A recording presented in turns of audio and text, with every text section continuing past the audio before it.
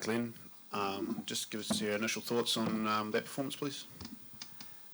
Pretty disappointed with the first half. I thought our attention to the detail around the clean out and that wasn't up to scratch, and cost us a lot of penalties.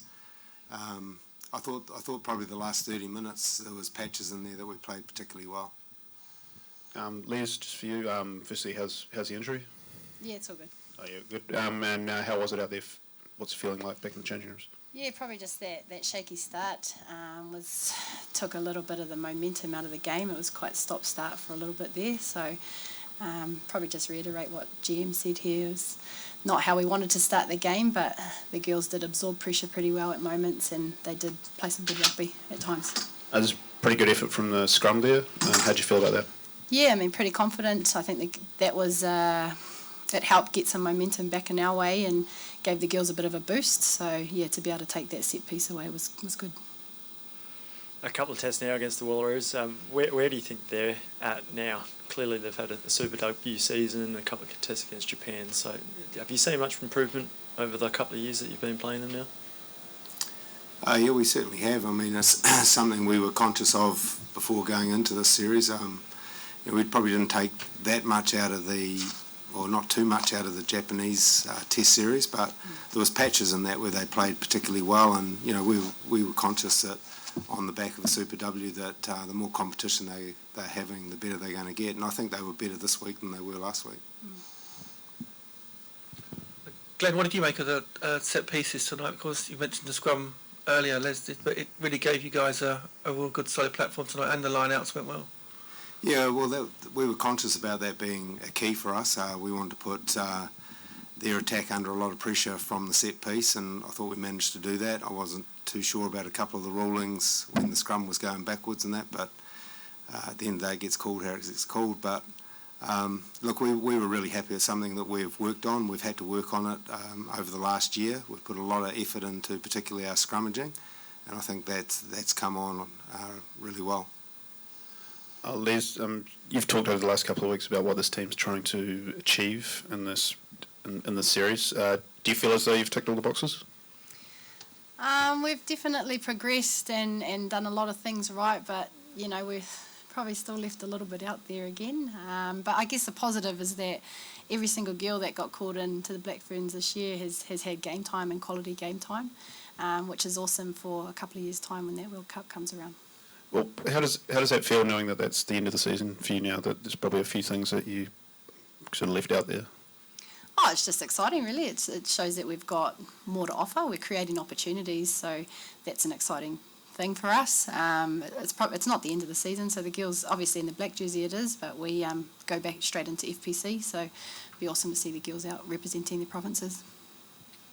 Glenn, this might sound a bit of a random question, but the last couple of years you've been playing Australia, sort of Eden Park. Would you like to sort of see that or change maybe to play? Could you play England or France or someone else here instead of just Australia?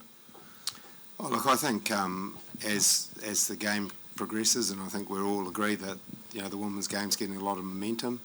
I think there will be opportunities for other nations to play here, and that's likely to happen in the near future.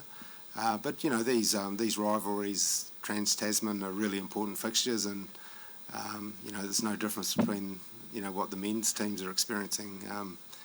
We're conscious, and we talk about it internally, that whenever Australia plays us, they're going to find another 10%, and we talk about having a target on our back, and it creates pressure, and we've got to walk towards that pressure, and because that's what's going to make us better. And we've got a long way to go yet, but we're also happy the fact that we've introduced a lot of new players over the last 12 months, I think 13, which is encouraging for us. A lot of them have come through our system and our program, and we've got some other new ones that we're looking to backload in there now. So, it's an exciting time.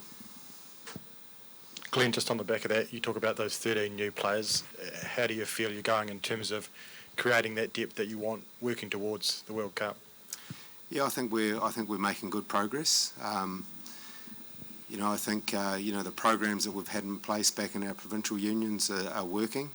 We've got high performance programs that that are being operated by the provincial unions alongside what we want and need to happen. And I think that alliance is working really well, and we're seeing good progress. You know, we're seeing young Grace Brooker get introduced tonight that's come through those programs, and you know she's going to be a star of the future. And you know, there's more of those out there. Question for Glenn, just on Ruahei Demont. She's been quite prominent over the last couple of weeks. Just a word on her performance and what she's brought to the team. Yeah, look, Ru's talented, and we all know that, but she's playing in one of the hardest positions to play in, and, you know, she got introduced last year. We're seeing her get better. You know, she's learning to and understands now when defences are rushing up on the two carrying pods that there's a hole in the seam, and she's having a crack at those. And, you know, that try that she scored last week would be as good a try as what you'll ever see. Just on the double-header concept itself, how are you guys feeling about the way that it's gone, playing alongside the All Blacks? Oh, it's awesome. It's really special to be able to play alongside them, double head with them. A lot of those guys are our rugby idols, so to be able to play the match before them, and I guess the last couple, tonight and last week, to be able to set the platform for them has been really special for our team. We love it.